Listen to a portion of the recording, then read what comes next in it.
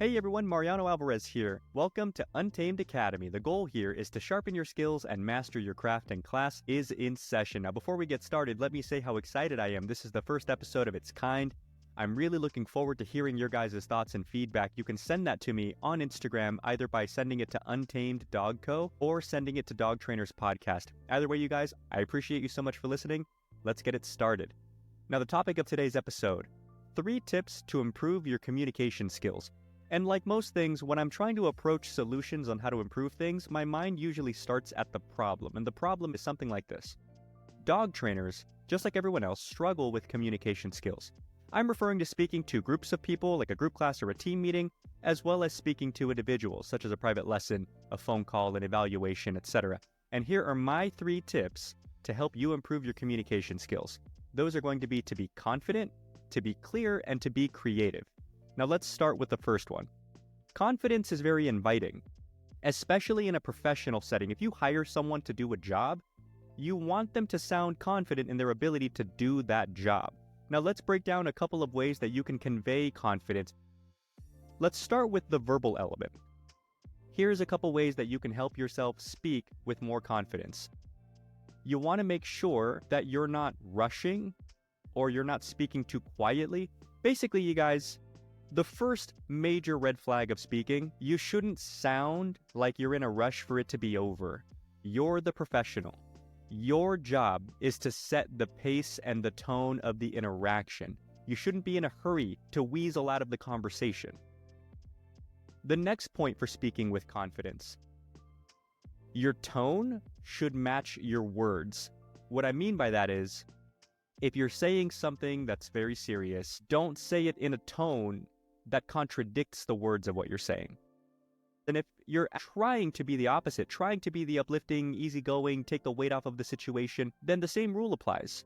It's difficult to be uplifting with a heavy tone, and it's difficult to give gravity of something if there's not a ton of gravitas in your tone. The next tip is, don't be afraid to say how you feel. And here's what I mean by that. A lot of dog trainers, I'm not sure why this is, but a lot of dog trainers feel uneasy or uncomfortable saying this to clients. Hey, it's good to see you. I haven't seen you in a couple weeks. Or, hey man, you know what's funny? I saw a dog yesterday. He looked just like Thor. It reminded me of you. How are you guys doing? It's funny because as dog trainers, I know we think of our clients all the time. And as dog trainers, I would at least hope you're excited to see your clients because they're the lifeblood of your business and of your passion, of your career. And yet, dog trainers don't just say it enough. It's the funniest tip, and it sounds so obvious. But if you're excited to see someone, if you're thankful for their business, if you're happy for the situation, yeah, I got your video, somebody knocked on the door and Thor didn't bark, I'm very proud of you, you're doing a good job. For some reason, we have a hard time saying it, but clients need to hear it. It's a little thing, it goes a very long way. And my final tip for you, at least in the verbal side of things, is speaking isn't only done with your voice. Don't be afraid to talk with your hands. And I mean that in a descriptive way, not fidgeting awkwardly. If that's the case, then maybe high school rules apply, keep your hands by your side or hold on to the podium or something like that.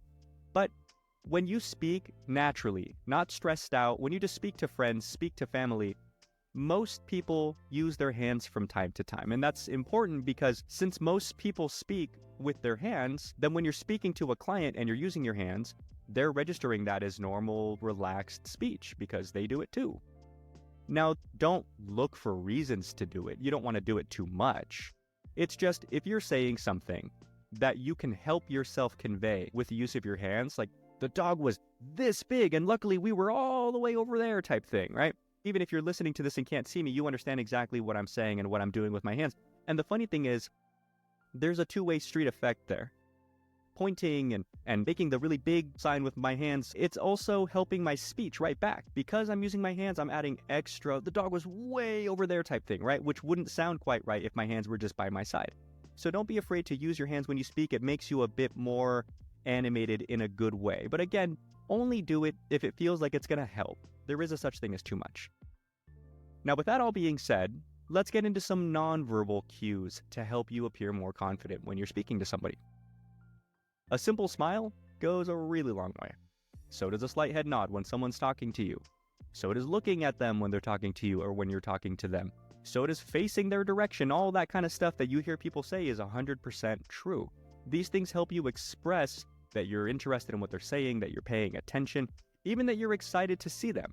Don't be oblivious to your nonverbal cues. And I know that dog trainers, for the most part, tend to be warm, easygoing people, but a lot of dog trainers tend not to be the best people. It's not that I wouldn't say hi to you. It's not that I'm not excited to see you. It's more I feel awkward saying these things to people. Dog trainers don't think that they can pull it off for some reason. So let me urge you, take these tips and edit them to fit your personality. I'm not saying to do something that would feel weird to your character, but find your own version of these things and apply them where you can. It's really helpful, and it does make that much of a difference to the overall experience. Now, my final tip for speaking with confidence is to relax. And when I say relax, what I mean is don't treat everything like a performance, or at the very least, not all the time. I totally understand that dog trainers, they've developed their teacher voice.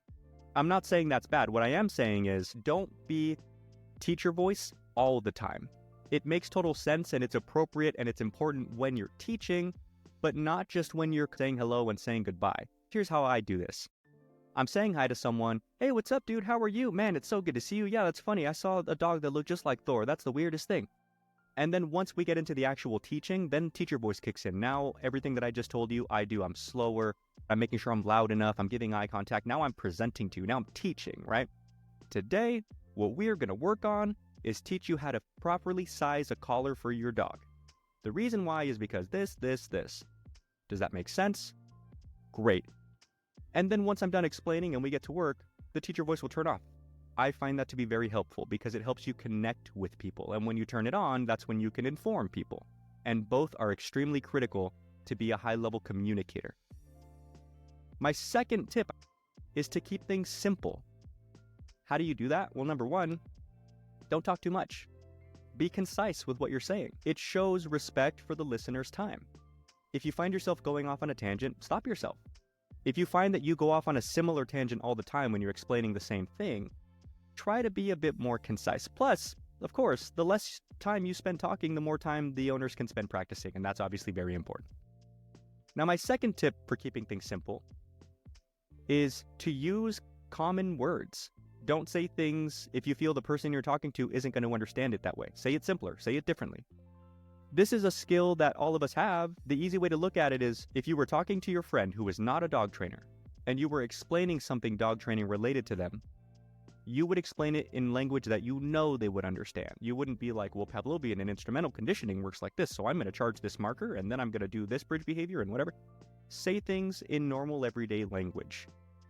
It helps people appreciate it. It's very worth it. And if you find it difficult, then practice. And my final tip for keeping things simple, make time for questions. Boom, done deal. That should help the first two right away. I find that the big reasons people talk too much or use too complex language is because they just want to make sure that they hit all the information in the first go.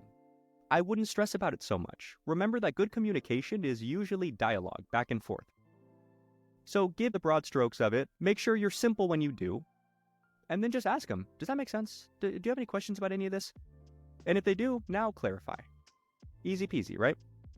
Now my third tip is to be creative with your practice.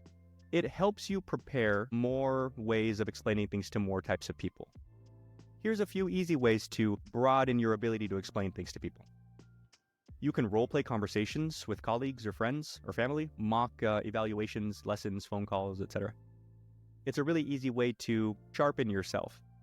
You know the material, but you've got to explain it differently to different types of people so that it lands.